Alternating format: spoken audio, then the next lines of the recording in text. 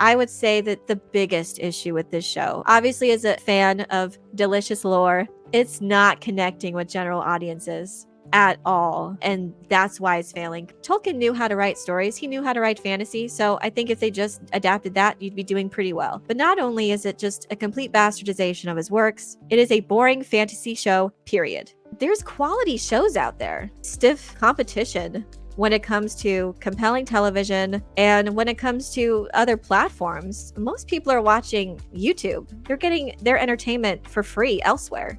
But man, the fans would show up if you tried to sincerely produce a show that was in keeping with what Tolkien wrote, with what he established, and in keeping with the themes of what he wrote. It's one of the biggest fan bases ever. So you would have already been doing very well for yourselves. But you can't even please general audiences by producing just a halfway competent show, just even a moderately entertaining show. People would rather watch reality TV. They don't want this fake soap opera fan fiction with a Middle-earth skin. They would just rather watch actual reality television. And the disrespect to Tolkien is next level with Rings of Power. And it's because also they go out of their way to deviate from the lore. They don't have to do most of this stuff. Why did you need to invent a sister for Isildur? Why did you need to invent an origin for Mithril? You didn't have to do any of those things. There's so many things that they do just unnecessarily. It has nothing to do with the complications of adapting a condensed material. No, they're just making stuff up, but they also are just making things up just because. It has nothing to do with condensing of the timeline. The timeline has nothing to do with why we now have a sister for Isildur. That has nothing to do with what's happening right now. It has nothing to do with why the 3 elven rings were made first. At every opportunity, they just want to deviate from lore. And even they'll invent ways, which they don't have to do, that they'll invent ways that they can bastardize his work. Yeah, somebody writes trash Tolkien. Tolkien fans, light the beacons. When I first saw this, it was astounding. I don't even know if I expected it to drop off that much. When I was watching, at every moment it repels immersion.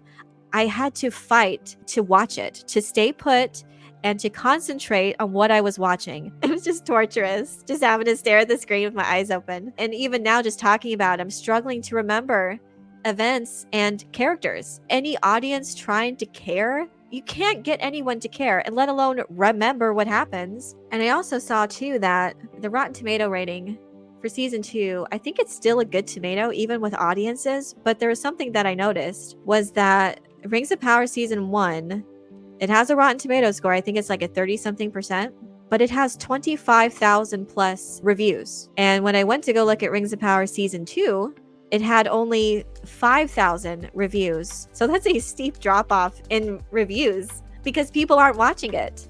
It's so boring. It's really tough to get through. And every episode is an hour or over an hour long.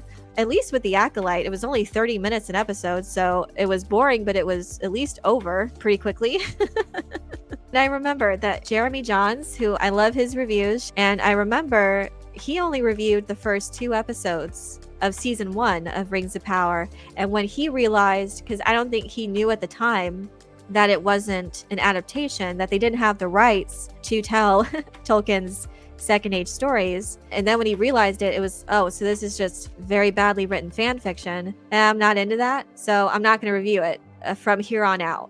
So he reviewed the first premiere and then he peaced out. So he's not even reviewing it anymore. No reviews for season 2 as well. And I also thought it was very interesting. Grace Randolph as well isn't reviewing it. She's a well-known critics review. She's an official, I think, on Rotten Tomatoes critics reviewer. And she came out and said she's not going to watch it. She's not going to review it. Yeah, she was basically saying that there was no reason for her to review it because the interest wasn't there. Zero interest from the audience for her to review it. So, and she said it takes time and effort to review any piece of content that she does. And it just wasn't worth it for her to do that. Even ones in the industry who are refusing to watch it, let alone review it. And they're not reviewing it because there is no audience interest in it. There is no significant audience interest to warrant them even reviewing it. And that's major. Grace Randolph reviewed The Acolyte. So that should tell you that this show, when it comes to its interest level, its general audience interest level, is doing worse than The Acolyte. That's why it's failing, ultimately. The bottom line, it's not an entertaining show. It's failing to connect with its fans, one of the largest fan bases in the world. So if you can't connect to that, you're on the wrong foot. But it's not connecting either with general audiences because it's poorly written, very boring. It's not entertaining at all. And people love fantasy shows. They love this kind of content. That should be very telling. There is an audience for just general fantasy. It's a very popular genre, as is. And they can't even satisfy potential customers on that level, on just baseline fantasy television level. They can't even do that. And it's clear that they're just relying way too much on the brand as opposed to actually creating a compelling television show. Apathy is a worse killer than hate. Just look at Concord. And the numbers bear this out. No one's talking about it online hardly, just generally. True Tolkien fans would have been there for Rings of Power if they'd even tried to make a decent show, and the general public would have followed in suit, but no, they gave us whatever Rings of Power is. People aren't even talking about it, hardly, let alone flaming it, making fun of it. I noticed that even The Acolyte, which is one of the worst Star Wars shows ever, but in the viewer numbers too, steep drop off in viewership of any Star Wars live action show. But even then, it had at least interest online. And Star Wars, of course, is another very popular brand, which is also experiencing brand damage in and of itself. So Disney Lucasfilm is having its own issues right now, and they're having to rework some things too. But the fact that there is such a small amount of even online interest on other platforms too to even talk about it or review it is very telling. It's not just me saying that it's crashing and burning. The data bears that out, and you can't deny how bad these viewership numbers are. We get to review them here as a community instead. Yep, exactly.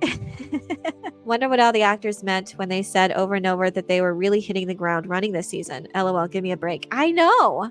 It was either Payne or McKay that was like, oh, we're going deeper, darker, grittier, the more action, more battles, more monsters. I'm not getting any of that. It's like a Michael Bay movie. Yeah, except it's so horribly paced. And I think if there was more action, if there was a more evenly paced and more action was happening, that would improve. But man, episode 5, it literally is just people talking in rooms. People talking in different locations, and what they're saying is so boring. It's just so poorly written. And again, they just do not know how to tell all these different storylines. They're just juggling all these different storylines in all these different areas of Middle Earth with Numenor, and they're not telling any of them well. I think if they would have just picked one location, or at least 2, reduce it to 2 locations, and tell those stories well. But we're just jumping around and there is no cohesion whatsoever. We jump to one location and I feel like we've missed out on something, that the story was still going off screen and we're having to catch up.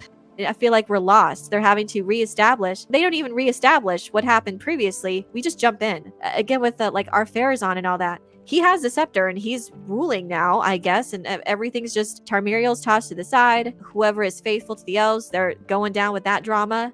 And there's this divide happening, but it just seems so forced and it's not organic. We're jumping around to events instead of actually watching a story unfold, is how I can best describe it.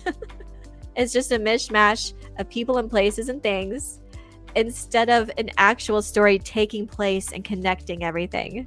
I feel like if we just stayed in one location for maybe an entire episode, unless that storyline also happened to connect to another storyline, okay. But if it doesn't, then we're really just being tossed around, and I feel like we're missing so much off screen. They just don't want to actually have the story unfold organically. They just want to get to the good stuff in their minds, what the good stuff is. The good stuff for me is actual character development. I think you should actually get people to care about the characters, so when you do get to the good stuff, it actually means something. It's a story salad, yeah.